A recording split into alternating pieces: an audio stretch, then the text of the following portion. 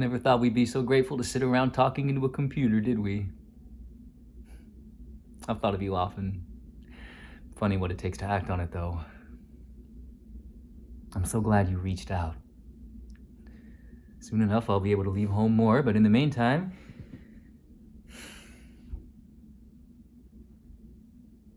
it will take my back a while to heal from surgery.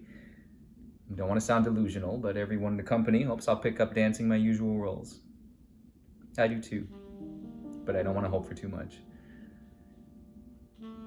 Instead, I think whether I can continue from where I am. And if I can make peace with that being my past, if not my...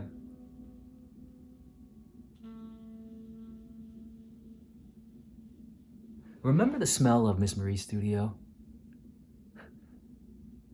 Do you ever wonder what it would feel like to walk up those stairs next to the jewelry store? I wonder what a visit there would open up. If I breathed in that funky air and touched that barely varnished wood bar. We pretty much grew up on that funky smell of sweat, tights, and feet. Or at least my apartment smells better. But I get how you worry about me in someplace so tiny. Grange d'été here, not so much. My Washington Heights apartment barely has enough room to develop my leg with full extension.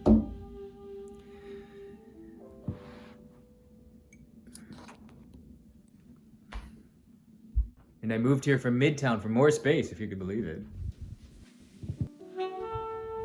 My friend Grace insisted I should get out. Go visit her other place in East Hampton.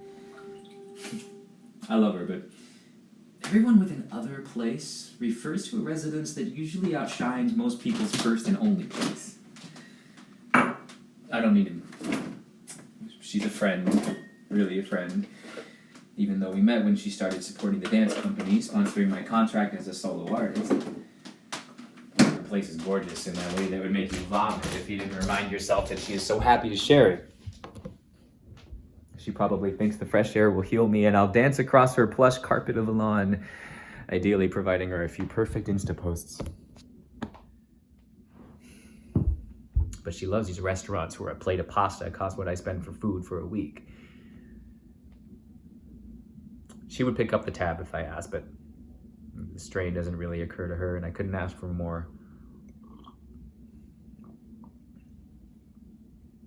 Whenever I'm there, I can't stop thinking what everyone's version of convalescing at home would look like. Sitting in this room so much, it's tempting, but not at all healthy, to imagine, crouched at our windows, limited to that view, what would we each notice? When I stop comparing, I like all the small choices I made that add up to a home. I could explain to you why this is meaningful to me, but it wouldn't translate, so I guess I can't actually explain.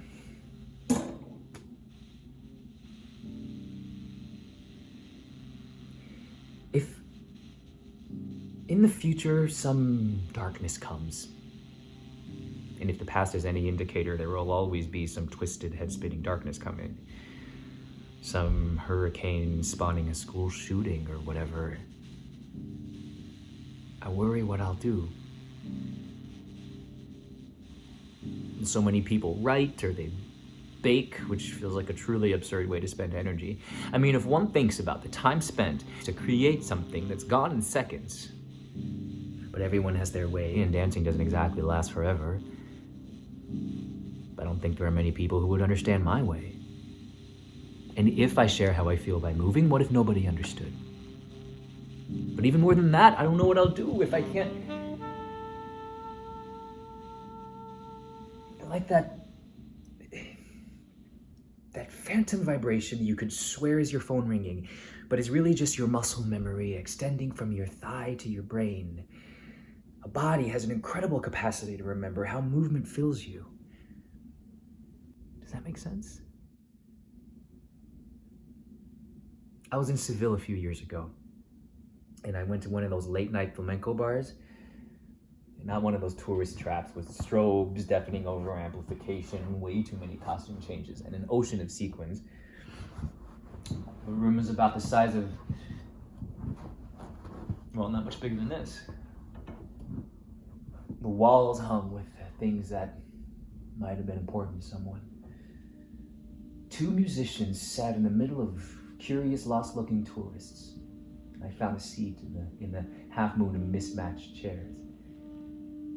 These musicians in jeans and t-shirts conjured songs with a guitar and a box that one sat on and beat with his palms. I was wondering if there was even enough space for a show. And when a man in his 70s stood up from the front row and extended his hand to a woman who might have been his wife. Their posture was impeccable. And as they started to dance, beating out historic rhythms with their hands and feet, with roots of the centuries and deeper in their bodies, their execution, their rhythms flawless. Age had taken a toll on their agility, but as they held each other, strength flowed through their arms and down into their feet. They whirled around each other. The twinkle in their eye gave away their secret. They weren't putting on a show for us. They were transporting themselves. Dancing those movements to that music, they felt the same way they had for decades.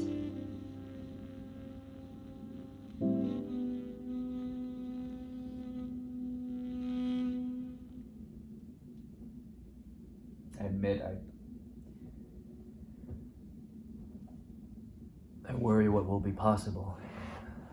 Stuck inside, but even more than that, when can I leave?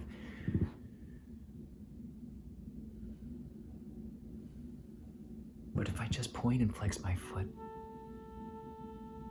I still feel a surge of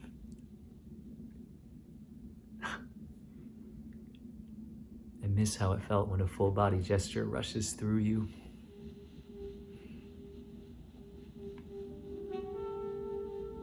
But inside, it never stopped. Not inside, but inside. Every movement. When I extend a hand before me, I still feel the leap in the air. Even in this room. Legs spread wide. One foot reaching out to point to where I'm headed, as the one behind stretches back to where I've been.